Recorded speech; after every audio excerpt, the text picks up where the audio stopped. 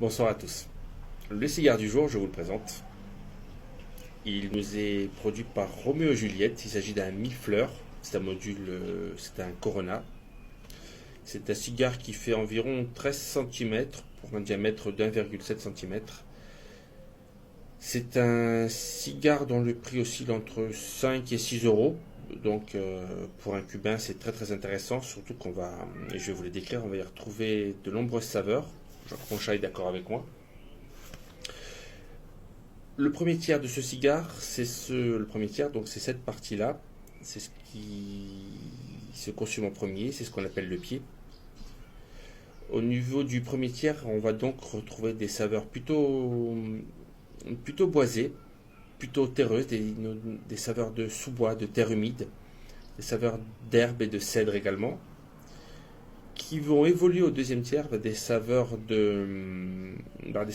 plus vers le café et également un petit côté épicé qui va monter tout doucement en force.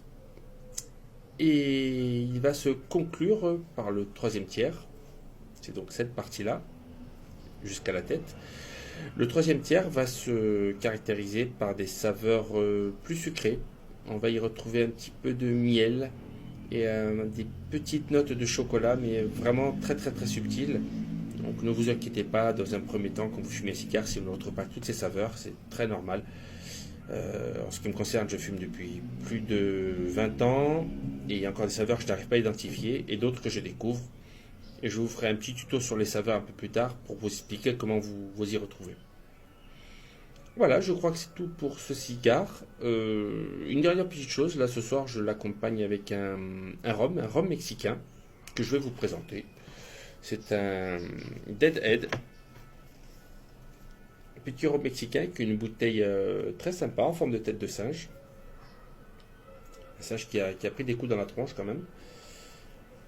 C'est un rhum qui a vieilli 5 ans en fût de chêne dans lequel on incorporait du cacao torréfié qui lui donne des saveurs très, très chocolatées, très caramélisées, des arômes de vanille. C'est un excellent compagnon de route pour ce petit millefleur. Voilà, je vous souhaite une bonne fin de soirée. Je vous dis à bientôt pour une autre dégustation. Au revoir.